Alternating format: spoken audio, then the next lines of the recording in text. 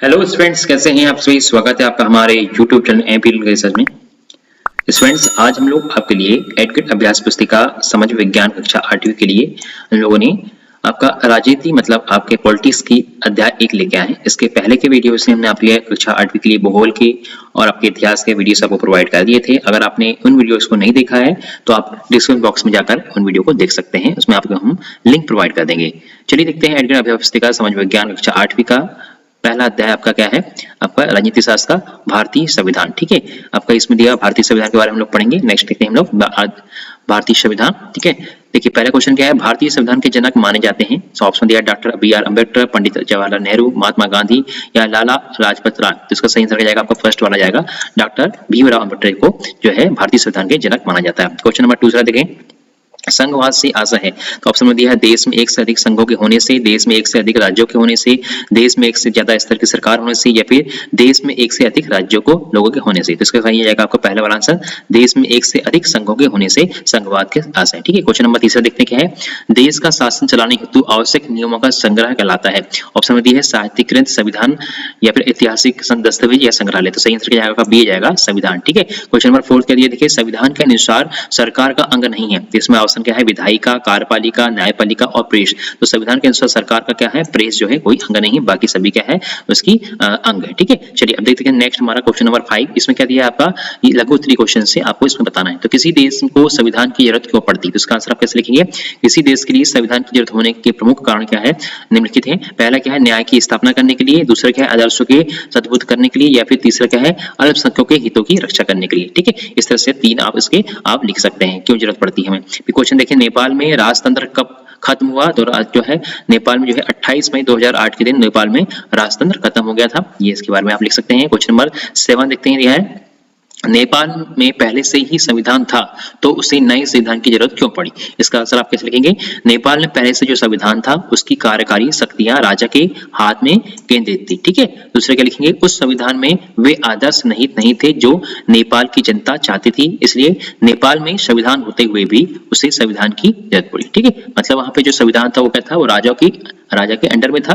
ठीक है, तो उसको फिर से इसकी बनाया गया ताकि जनता की जो उसकी इच्छाएं हैं या उसकी जरूरत है वो पूरा हो सके। क्वेश्चन नंबर देखते हैं 8वां क्या दिया है, भारतीय संविधान सभा का गठन किस वर्ष में किया गया एवं इसके निर्माण कितने वर्ष लगे। ठीक है, जो भारतीय संविधान सभा थी उसके कितने, इसके बारे में लिखना है। तो क्या लिखेंगे, भारतीय संविधान सभा का गठन जुलाई 1946 में किया गया। इसके निर्माण में कुल 2 वर्ष 11 महीने और 18 दिन लगे। क्या लिखेंगे इसका आंसर, कितने दिन लगे हमें, कुल हमें 2 वर्ष 11 महीने और 18 दिन। ठीक है, ये आपका आंसर जाएगा। क्वेश्चन नंबर देखते हैं 9 क्या दिया हुआ है, संघवाद से क्या तात्पर्य है। ठीक है, संघवाद से क्या तात्पर्य है। तो संघवाद का अर्थ क्या है, देखिए संघवाद का अर्थ है देश में एक से ज्यादा स्तर की सरकारों का होना।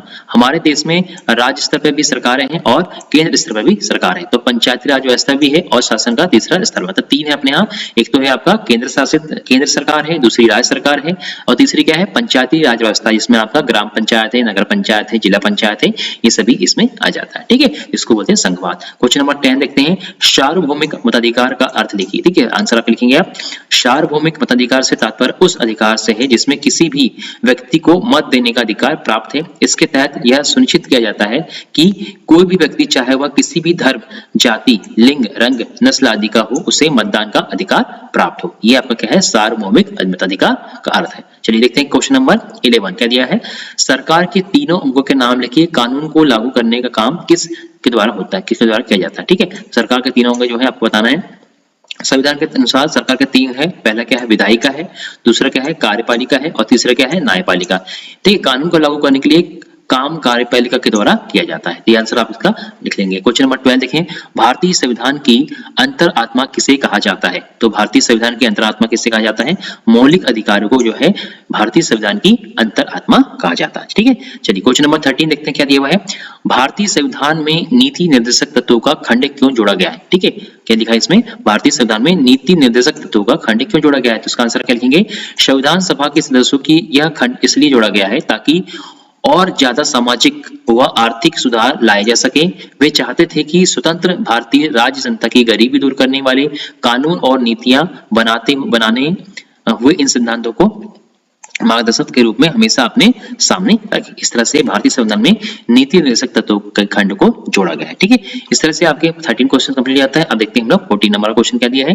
14 नंबर क्वेश्चन क्या है, हमारे मौलिक अधिकार कितने हैं, उनके नाम लिखिए एवं किन्हीं दो मौलिक अधिकारों का वर्णन कीजिए। ठीक है, आपको क्या करना है, हमारे मौलिक अधिकार का बताना है और किसी दो मौलिक अधिकारों के बारे में आपको डिस्क्राइब करना है। तो देखिए हमारे मौलिक अधिकार 6 होते हैं। पहला क्या है, समानता का अधिकार, दूसरा है स्वतंत्रता का अधिकार, तीसरा क्या है, शोषण के विरुद्ध अधिकार, चौथा क्या जाएगा आपका धार्मिक स्वतंत्रता का अधिकार, पांचवा क्या जाएगा, संस्कृति और शिक्षा का अधिकार, और अपना छठवा है संवैधानिक उपचारों का अधिकार। ठीक है, ये हमारे क्या है 6 मौलिक अधिकार है। उनमें से 2 अधिकार के बारे में हम इससे बताएंगे। पहला देखेंगे हम शोषण के विरुद्ध अधिकार।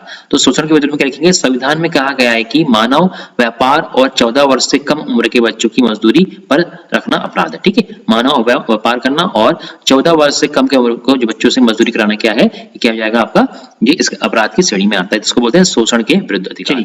दूसरा देखते हैं धार्मिक स्वतंत्रता का अधिकार। तो धार्मिक स्वतंत्रता का क्या है, प्रत्येक व्यक्ति को अपनी इच्छा का धर्म अपनाने, उसका पालन करने, प्रचार प्रसार करने का अधिकार है। ठीक है, तो इस तरह से आपके 2 अधिकार के बारे में बता देंगे, शोषण के विरुद्ध अधिकार का और धार्मिक स्वतंत्रता का अधिकार आप बता सकते हैं। ठीक है, इस तरह से आपका ये 14 नंबर क्वेश्चन जाएगा। अब नेक्स्ट जो है आपका ये, अब हम लोग अध्याय 2 लेके आएंगे आपके, जिसका नाम क्या रहेगा आपका, धर्मनिरपेक्ष की समझ। इस तरह से पहला आपका जो अध्याय हमने कंप्लीट कर दिया है राजनीति का, पॉलिटिक्स का। तो ये वीडियो आपको कैसा लगा हमें कमेंट बॉक्स में बताएं। वीडियो को लाइक करें, शेयर करें अपने फ्रेंड्स को और चैनल को सब्सक्राइब जरूर कर दें, ताकि इसके आने वाले जो वीडियोस हैं आपको तुरंत मिल जाएंगे। तो वीडियो देखने के लिए बहुत बहुत धन्यवाद। Thanks for watching.